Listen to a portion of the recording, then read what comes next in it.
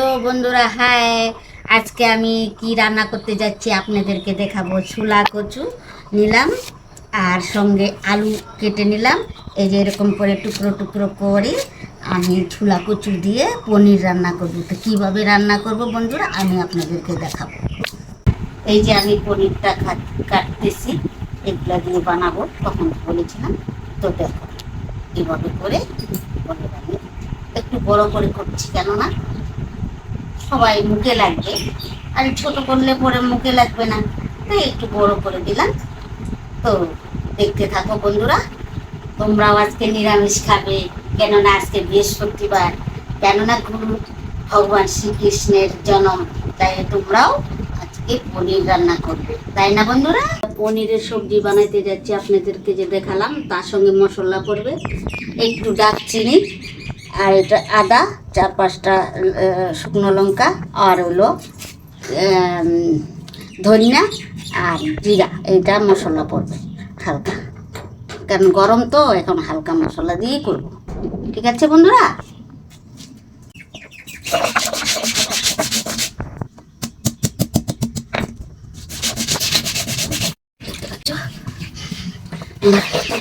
Already মশলা কষা হয়ে গেছে।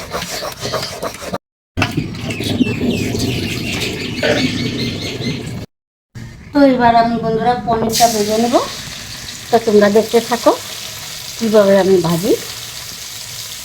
এক একজন এক এক রকম খায়, আমি আরেক রকম রান্না করি, কেউ আরেক রকম রান্না করে। এই দেখো,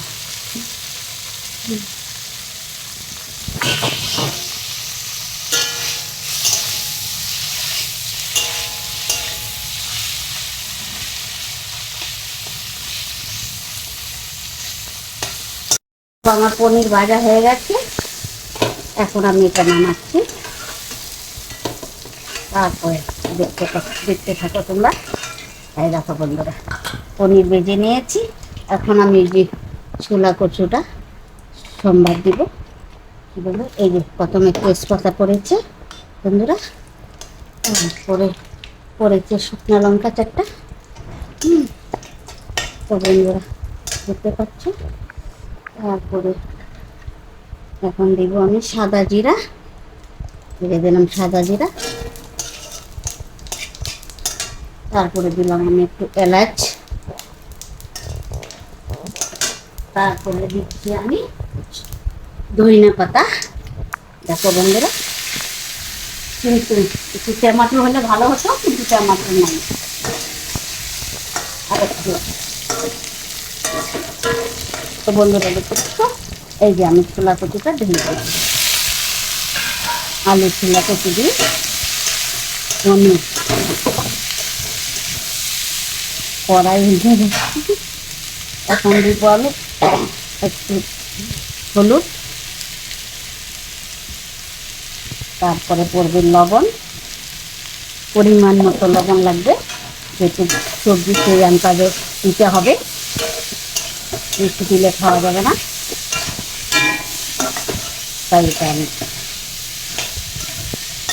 ছোলা কচু আর আলুটা এই যে দেখালাম না, সোমবার দিয়ে ভেজেছি। একটু আমি গরম জলে একটু সিদ্ধ করে নিয়েছি, কেননা ওটা বলতে ভুলে গেছি। এটা যদি না সিদ্ধ করে একসাথে সবজিটা মিশবে না, সুন্দর লাগবে না দেখতে, খেতেও ভালো লাগবে না। তাই আমার ভাজা হয়ে গেছে, এখন আমি এটাকে নামাচ্ছি বন্ধুরা। তো তোমরা দেখতে থাকো, আমার ভিডিও দেখো। নামিয়ে দিচ্ছি, ভাজা হয়ে গেছে। এখন আমি যাব মশলাটা যে দেখাইছিলাম, এটা এখন আমি তেলে ভাজবো, সেইটাও তোমাদেরকে দেখাবো। তো দেখো বন্ধুরা, এই যে মশলাটা একসাথে ভেজে নিচ্ছি।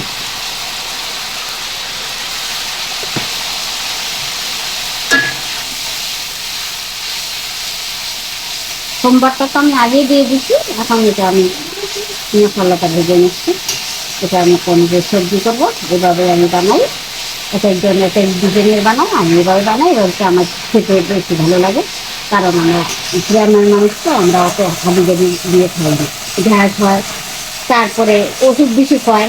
আর সাধারণ রান্নাতে কোনো ওষুধ বিসুখ নেই, সব সময় সুস্থ থাকে মানুষ। গ্রামের মানুষ দেখো না কিভাবে কাজ করে, সারাদিন কাজ করতে থাকে, কেন করে? ওদের কোনো অসুখ বিসুখ হয় না। এই যে সাধারণ এত মশলা খায় না, কম মশলাতে রান্না করে। এই যে আমি ঢেলে দিয়েছি, এখন আমি নাড়াচাড়া দিয়ে হালকা ঝুল দিয়ে দেবো। দেখতে পাচ্ছ বন্ধুরা? এই দেখো,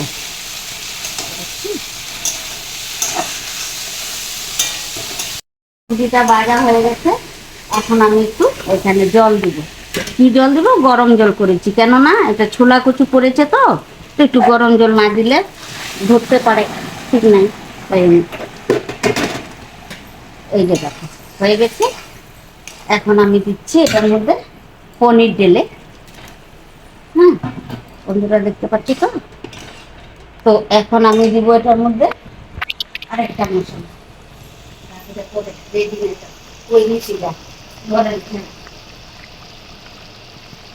এখন একটু ঢাকা দিব, 10 মিনিটের মতো ওটা সিদ্ধ হয়ে যাবে।